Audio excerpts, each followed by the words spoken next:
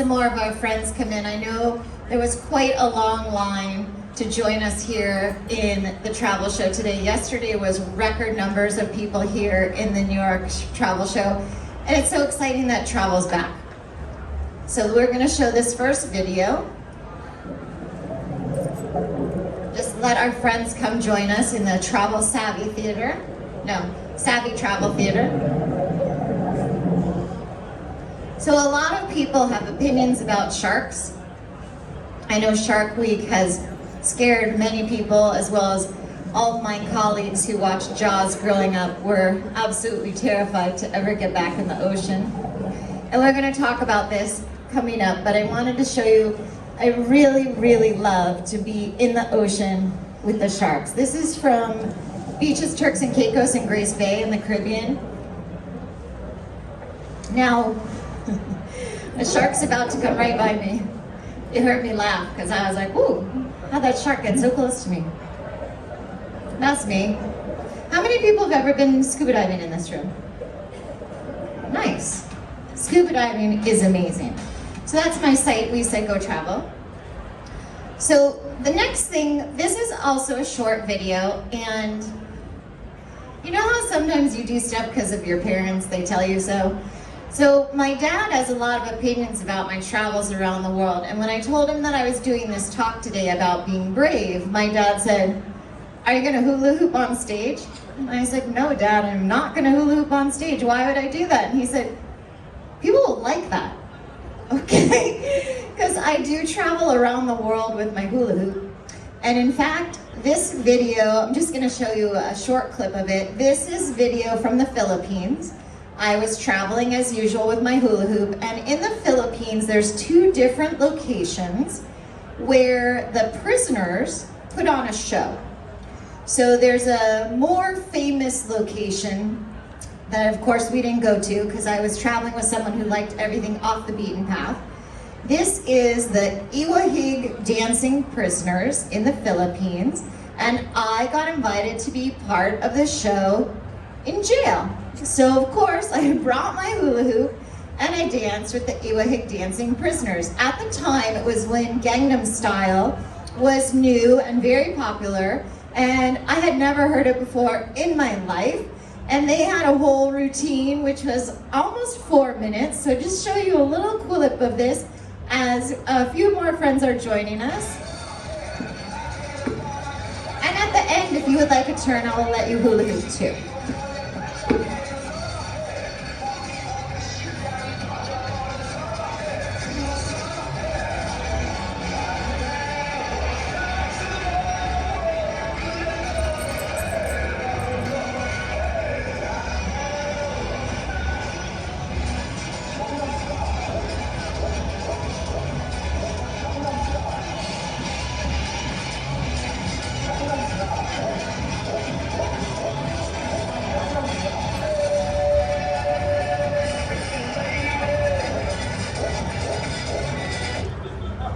So it is true, you can travel around the world and do some things that maybe you weren't thinking that was going to be your first choice.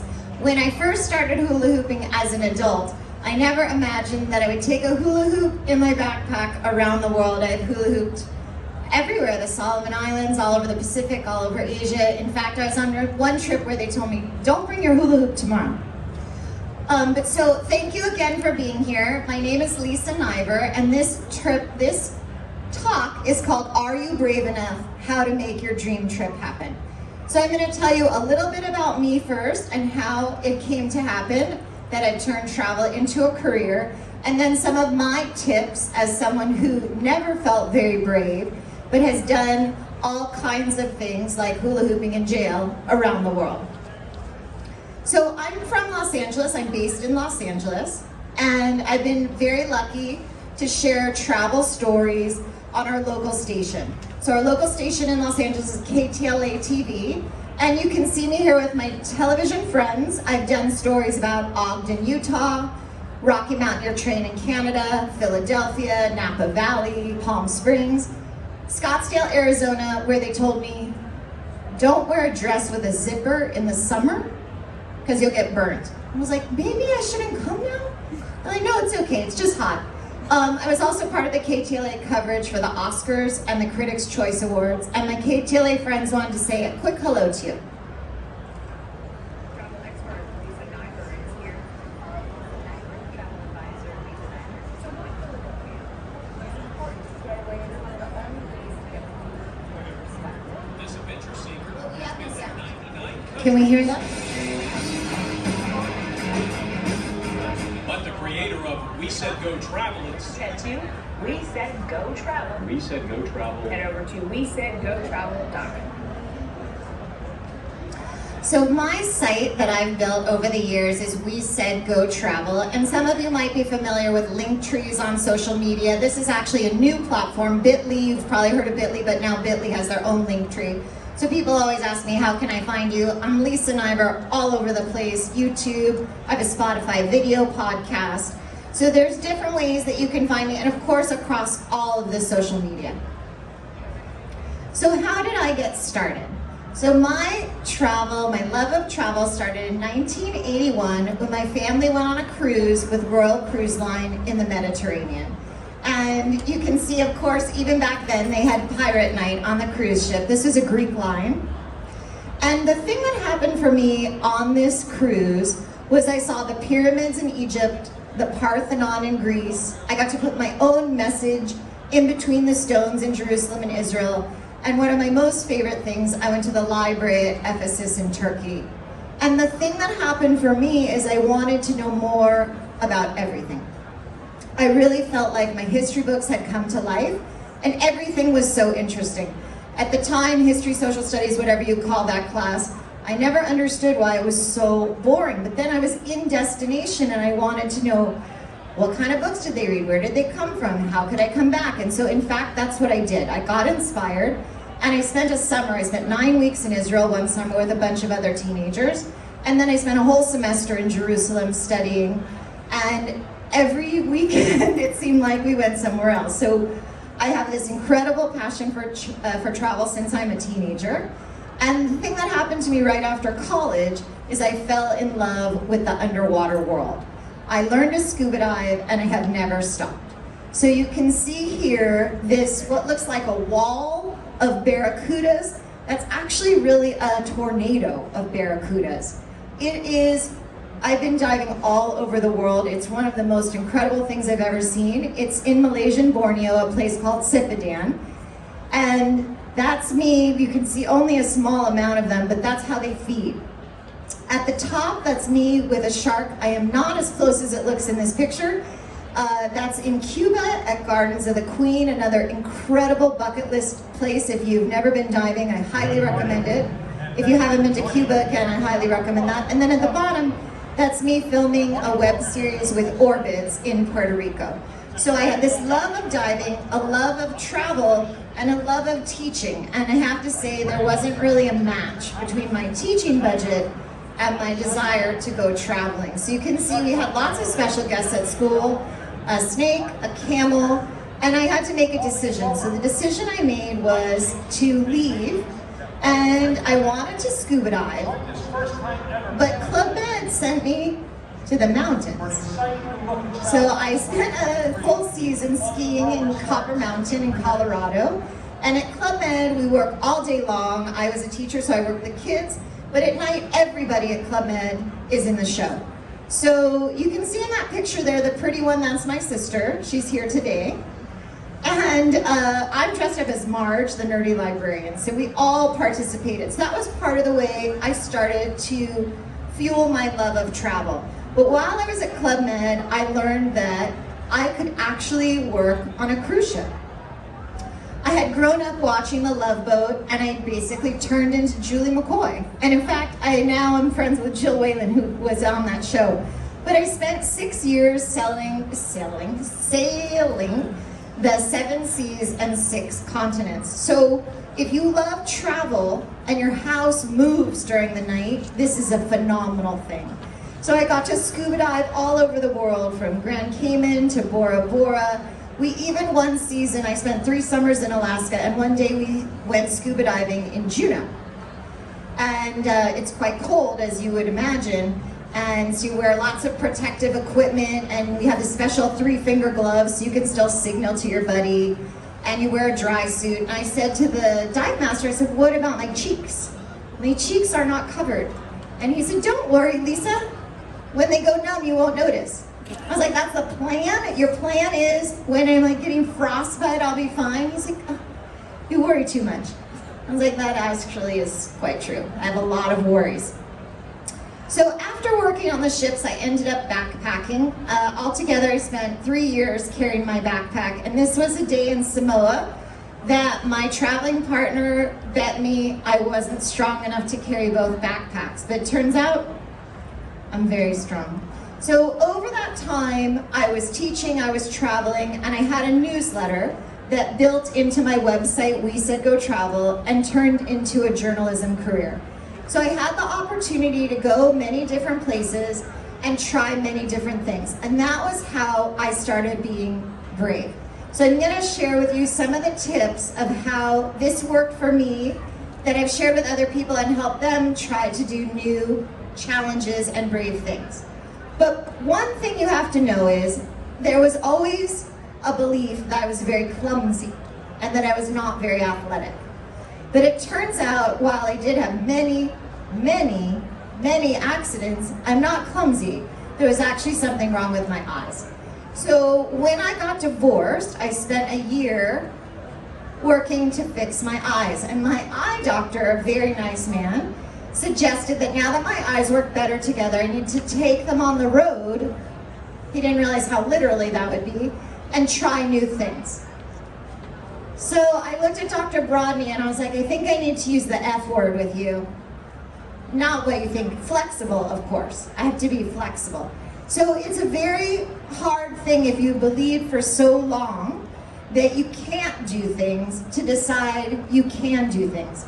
So from my teaching career, I had to really think a lot about another F word, which is failure. During my divorce, myself, like many other people that get divorced, I felt very much like a failure, that things were my fault and how would this work. So all of these things were coming together, trying to fix my eyes, trying to start anew, and I was looking for permission to change my life. And so what ended up happening, because of my eyes and because of all of these ideas, I did 50 challenges before I turned 50. Now, the 50 challenges before I turned 50 has turned into a book that will be out this fall.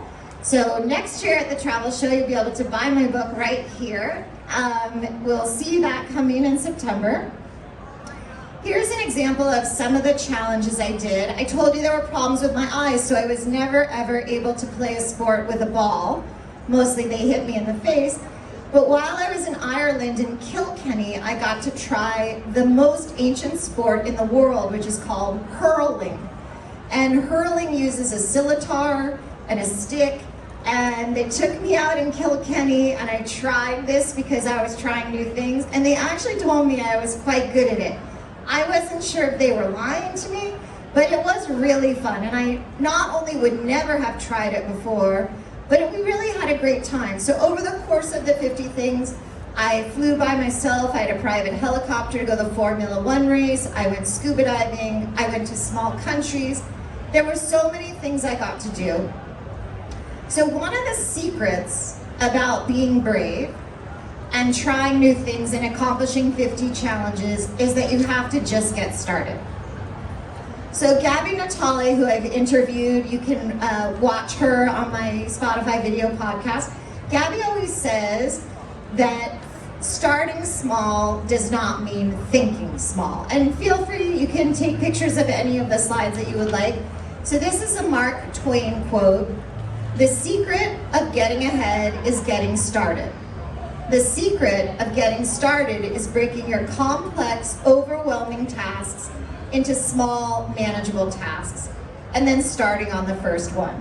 So sometimes that is absolutely the hardest part, is just deciding you're gonna think about a new job or a new trip or going somewhere new or doing something new, but you can just get started. And one of the things I told you, I'm kind of a worrier, as I'm always sure about all the bad things that might happen. So when I was in Indonesia, my traveling partner wanted to see the tri-colored lakes. We were on the island of Flores near the Komodo dragons, and it's supposed to be really beautiful, but you could only go by motorbike, which I was never going on. I'd asked once when I was a little girl if I could go on a motorcycle, and my dad said, when a car drives over your head, you'll know my answer. And I was like, well, Dad, I'll be wearing a helmet. He said, no. So I had never ever been, and I really didn't want to go, so I said I wouldn't go.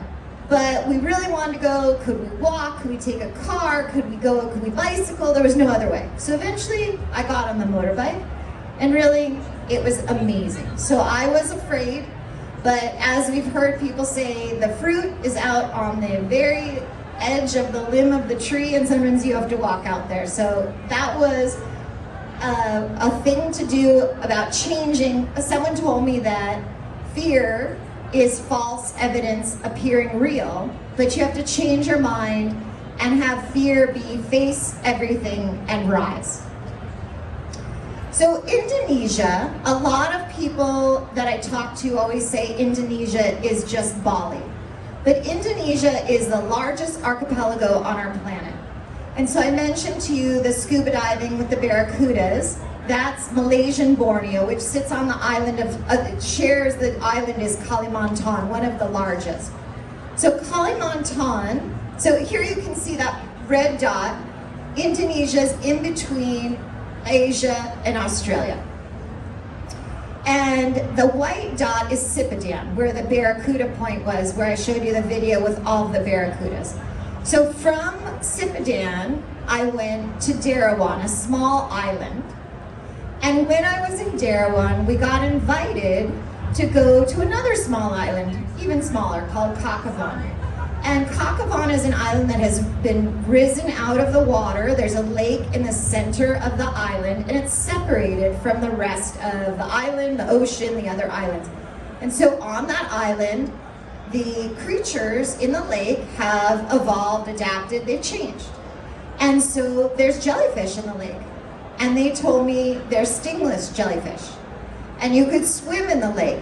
And I was pretty sure I was on that show, I can't think of the name of it, where they tell you everything's gonna be okay, but it's really like, it's not gonna be okay. So I did in fact decide to swim with the stingless jellyfish. It's kind of interesting. It's a little bit like swimming in Jello, because as the jellyfish come by you can feel them, and they really don't sting. But then later, I was in Palau, and Palau is amazing. Palau has the UNESCO site of the Rock Islands. There's Milky Lake. There's an incredible dive site called Blue Corner, one of the most amazing dive sites I've ever been to. And in Palau, they said, oh, this is the only place in the world that you can swim with the stingless jellyfish. And I said, do you want to think about your answer? And they said, no, this is the only place. And so I didn't say anything, but in fact, that was the second time I did it because I had already been in Indonesia. And from my research, there's at least 4 locations around the world where you can swim with the stingless jellyfish. If this is something you would like to do, please make sure that it's happening. There have been times where the jellyfish go back to a larval stage, and there's also times for the safety of the ecosystem where tourists aren't allowed. And for the safety of the jellyfish, there's no fins. The other thing that I think is really important about Palau, and I hope that other countries will consider this and maybe adopt it, when you arrive in Palau, they stamp your passport with this pledge. And this is a pledge between you and the children of the island. And this basically says that you are going to be respectful and take care of their home. And when we scuba dive, we always say, take only pictures and leave only bubbles. And I just think this is a wonderful way we talk about how to be brave and how to participate and how to overcome challenges. And I love that this is the way the people of Palau are protecting their home. So another thing I wanted to give you as a step or a tool for being more brave is sometimes we have to change the way we think. So if you're not familiar with Liz and Molly, they're on all the social media platforms. I highly recommend you follow them. So these are 2 that I really love. Because I know for myself, I always thought about failure and success as opposites, just like it says in this cartoon. But in reality, failing or not finding the right thing is part of making our way to being successful. And when we think about different trips and different ways where we want to do things, the things that we regret most in life are the ones we didn't try. So just another tool for you to think about how to be brave and how to do your challenges. So another thing that's very important to me is this tool of Find a Buddy. So when I was in California, I got invited to Kirkwood, the ski resort, and they have a women's ski clinic. So we had an amazing, amazing time skiing, lots of instructors, amazing skiers, I met new friends, and I turned out to be a good skier in spite of my eyes because I had no choice. My family loves skiing and I just never gave up. But I had a bike accident as a child and I did give up biking. But they invited me to come back and do something called Pumps and Pedals. And Pumps and Pedals was a women's bike clinic, a group clinic. And I said, there's absolutely positively no way I'm ever going mountain biking on a ski slope. I ski on the ski slope. There's no way I'm doing this. And my friend that I'd made said, isn't that the whole point of your project? And I was like, you know, it's really unfair of you to use my project against me and force me to do something I'm afraid of. She's like, that is your project. So she said the magic words to me. Marcy said, I am afraid also, and I will go with you. So I know for myself and for a lot of people I've spoken to, if someone goes with you, if you have a friend, if someone even just checks in with you, are you trying to do something new? Are you thinking about changing jobs and helps you with the steps, it makes such a difference. So I told Marcy, there's absolutely no way I'm going in a group for this bike thing, but if you get me a teacher that doesn't mind crying, I'll think about it. Now at the time I thought I was joking about the crying part, but in fact there actually was crying, but I still did it. It was amazing, and I was actually, for me, of the 50 challenges, this was probably the one I felt the most successful about because it was all by myself. Now, one of the other things that I had to start realizing, one of the things that might be true for other people, is you're already more brave than you possibly give yourself credit for. We all have already done things that are brave. And I met some people that helped me realize how brave they were. In Park City, there's a project with the National Ability Center. I've skied with a wounded warrior, and this is me skiing with a woman named Jennifer. She's blind, and her husband's learning to be her guide. So I was able to ski with them. You can read about that story. It's in Sierra Magazine. But the thing that was most amazing for me, besides that I couldn't imagine skiing without sight, is that later in the day, I was able to use that experience for some really good perspective. So there are about 17 bobsled tracks in the world, and there's 2 that allow citizens, non-professional athletes to participate. So Park City, Utah has Olympic National Park, and they have a bobsled track that's open to regular people, not athletes. So I was invited to go, and my Lyft driver was taking me over to the Olympic National Park, and on the way there I was like, this is a terrible idea. I don't think I'm gonna do it. And he looked at me and he said, you skied with someone who's blind and you won't sit behind a professional driver for a couple of minutes on a track? He's like, Lisa, it's a tourist attraction, you'll be fine. I was like, all right, now I feel pretty shamed into doing this. So in case you haven't yet gone on the Olympic bobsled, here's a little bit of what it's like to be in the bobsled.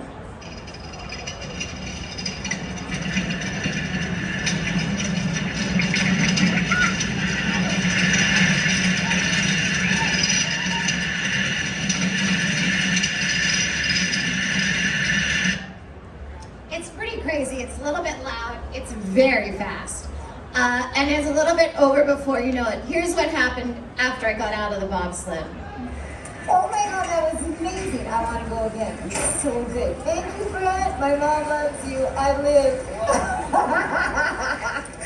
So I had told Brent, my driver, that I was terrified to go. And Brent said, Lisa, I've been on this track 3,000 times. Sit down. Because I was standing in the bobsled, I wouldn't sit down. He's like, you have to sit down or we can't go. And so I told him that my mom was going to be really mad if I died that day.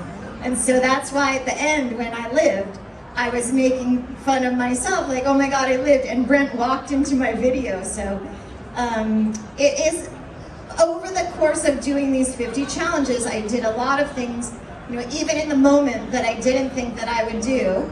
And for my 50th challenge, on my 50th birthday, I jumped out of a perfectly well-maintained airplane. Now, the year before, if you had told me that I would ever in my life skydive, I would have definitely walked away from you. There was no way I thought that was something I wanted to do.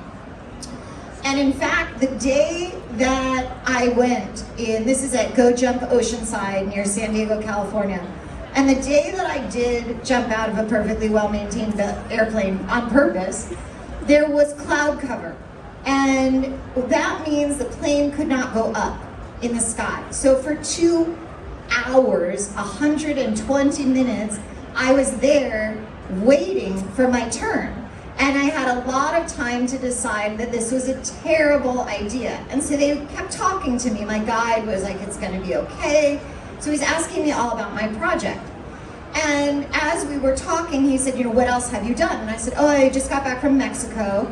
I was at shark school. I was scuba diving with the bull sharks. And he looks at me and he says, oh my goodness, Lisa, I would never do that. I'm afraid of sharks. And that might have been the most important moment of my whole project, because I looked at him and I said, they pay you to fling yourself out of an airplane and you won't go in the water with sharks? And he's like, oh, that's really scary.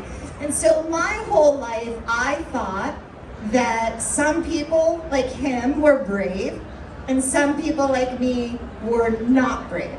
Like a light switch, you walk in the room, you flip the switch, the light is on, those are the brave people over there, not your me. And that was what I realized that day, is that we're all a little bit brave and we're all a little bit scared. And the first time I saw a shark when I was scuba diving was probably a nurse shark on the sleeping in the sand, not interested in me at all, and I probably was scared. But when I was diving with the bull sharks, which are considered to be the most dangerous shark in the water, I was fine because I'm trained for that. The things that we're more used to. The first day you went to a new school or you go to a new job or your child goes to a new school, we're not sure what it's like. And I was really not sure that skydiving was a very good idea, but I loved it. I can't say that I have rushed back, but I would do it again. So another tip for the challenges and trying to be brave and do new things is to move towards the things that make you happy. And this is Liku Liku Lagoon Resort in Fiji, and I know that it's on a lot of people's bucket lists to have an overwater bungalow. But the thing that makes them part of my talk is they have changed their island. They have looked at the challenges of their island and they have made a huge difference. So here's a short clip of what's happening in Fiji. And you can learn about their habitat. The tropical dry forest is the most endangered habitat on our planet, and they are planting a goal of 200 trees a month. So you can come and help plant trees. Banaka Baka Lebu. Thank you for learning about the Fijian crested iguana. So the Fijian crested iguana was on the brink of extinction. And on this island, they made a decision to change the island. They removed the invasive animal species that were eating them. They removed the invasive plant species that were crowding out what these Fijian crested iguanas need to eat. And they worked with scientists from all over the world on a captive breeding program when they found some mating pairs. So they've literally changed their corner of the world. So we're here at the travel show, and I think it's really important to think about how where we spend our our travel dollars changes the planet. There's a lot of places, especially with scuba diving, that are making a difference. And this is just a little bit, I always say celebrate early, celebrate often. I don't like my birthday to be only one day. I like a whole month. And this is just a little bit of us having some fun underwater.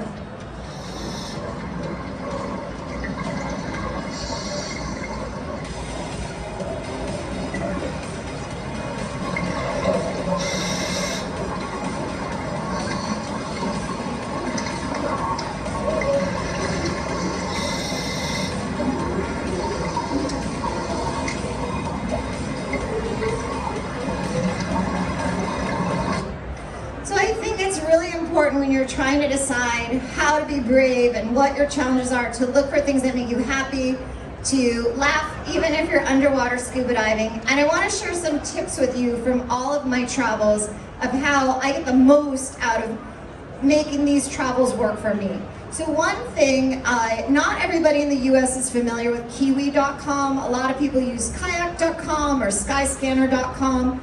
I like Kiwi.com especially for international trips because sometimes I want to see how does the flight pattern work on different days.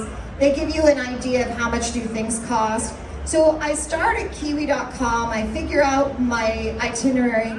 I told you my book's coming out in the fall, so I had gone to Sardinia last summer for a 2-week writing retreat. And I found this itinerary on Kiwi.com that I loved. I was flying LA, London, Olbia. Olbia is the airport in Sardinia. And one of the things that I do is I always book my flights one way. And in fact, I don't even use the same airline necessarily forward and back because I want the time I want. I don't like to land in Los Angeles at the worst traffic time because that's like an extra 2 hours. So sometimes certain carriers have different flights. So because I book, and many of you may remember there was a time when round trip flights were so much cheaper than one-way flights. We never booked one-way because it was ridiculously more expensive. Well, that's no longer true, but we still think that. So it's really important to check. Maybe it isn't better, but if it is better, I'll tell you why it's really important. So I had this flight I loved going out, and I had this flight that was fine coming back. Well, the flight coming back on a different carrier was 3 flights to get back, and they changed the time of the first of the 3 flights, which basically invalidated my whole day. So they offered me I could have a 24-hour layover in Zurich, which didn't work, and then it was more expensive, and we ended up, I had to cancel to reimagine my trip home. If I had had a round trip ticket, that would have meant I lost my outbound that I loved. So it's worked really well for me to search around.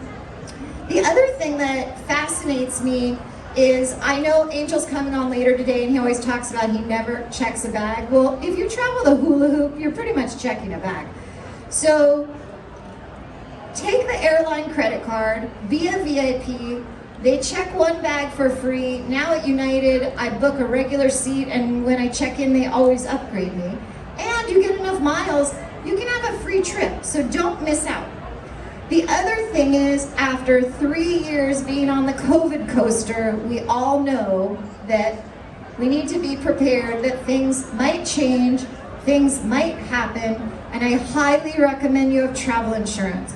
But one thing that we don't always think about, because we do want things to be simple, is often we book travel insurance with whoever we booked our trip with.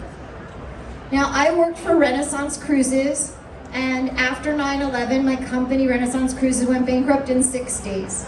So I can tell you from personal experience, and we all know from COVID, not every company makes it. So if you book your travel insurance with the provider that is giving your trip and they go out of business, that may invalidate your plan. So you may want to look at having travel insurance not from the people that booked your trip. So my dad tells me I have a PhD, and if you don't ask, you don't get. So I always ask for more. And when I went to the Solomon Islands, I actually ended up with 2 stories. I wrote for Smithsonian Magazine, and I even had a story for the Saturday Evening Post. So here's a tiny bit of the Solomon Islands. Solomon Islands. There's 900 islands here. I flew here on Fiji Airways just to Fiji, and then 3 hours to get to the Solomon Islands.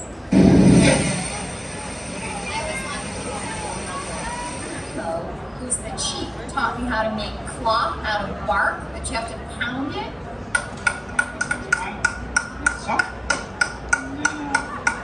The groom's family will give it to the bride. The diving in the South Pacific is fantastic. So Primo had told me that I asked if I could pound the cloth, and Primo told me in all the years he's been letting visitors come to their village, no one's ever asked for a turn. So I said, is it okay? Because some things around the world are not okay for women to do. And I was like, well, am I allowed? And he just laughed at me. He said, you can do it. I just don't know why you want to do it. And I was like, well, I want to. It was fun. And I also wrote a story about the Solomon Islands. It was this, at the time, the 75th anniversary of the Battle of Guadalcanal. Now it was recently the 80th anniversary. But I, through my dad, was able to meet this gentleman. He was at the Battle of Guadalcanal. So he had been 17 turning 18 that summer of the war. And it was amazing to spend time with him. And so sometimes, like I said, if you don't ask, you don't get. I never imagined that I would speak with someone who had actually been there in the battle. But if you keep asking and you do small steps, you can find a way. So here's a collection of some of the things we talked about today of how to be more brave. Feel free to take a picture. And I hope that this will inspire you when you're walking around today to think about the different trips you could take, the different places you could go, the actions you could take. Feel free, you can reach out to me. I just have a couple more slides to tell you a little bit about how I feel about traveling. So here you can see me with some kids. This is in Kenya. We did a school visit, we were on safari, and I was showing the children our pictures of the animals. And even just for a moment, to be able to experience life through someone else's eyes. We live on very different continents. We live in different types of houses. This is a ger in Mongolia that I stayed in when I was on my way to the Gobi Desert. It's very different than my house in Los Angeles. And here, you know that I travel with my hula hoop. I was able to take my hula hoop into this village. I got permission from the chief. And I, in fact, taught the Maasai warriors after they did their dance to hula hoop. And it was amazing that we are so much more similar than we think, despite all of our differences, our different houses, our different clothing styles, our different continents. Everybody wants to share a smile. And here you can see me with children all over our world. So these are kids from Tonga, Samoa, Vietnam, Indonesia, Vanuatu, and I can tell you everywhere I've ever traveled, parents want the same thing for their children. They want them to be happy, they want them to be healthy, and they want them to have a better life. So I wish that for you too, that you have the chance to explore and to get you started on exploring right here in New York City. I have 2 City Pass tickets to give away, so you can start your adventure right this week. So under one of these chairs is one of my cards. So who could find the card? You're getting 2 City Pass tickets. It should be my card that looks, where's my cards? Everybody can have a card, but whoever has that card, did we find it? Excellent. Okay, so see me at the end. You give me your email address. Congratulations. You're getting your adventure to start right away. That's a $228 value. Again, you can find me all over the internet. My website is We Said Go Travel. I'm happy to give you my card. Thank you so much for spending this time with me during the travel show. You can look for my book this fall. And I hope that you find amazing, amazing adventures here at the show so that you too can experience something new and something brave. Thank you so much for coming to my talk.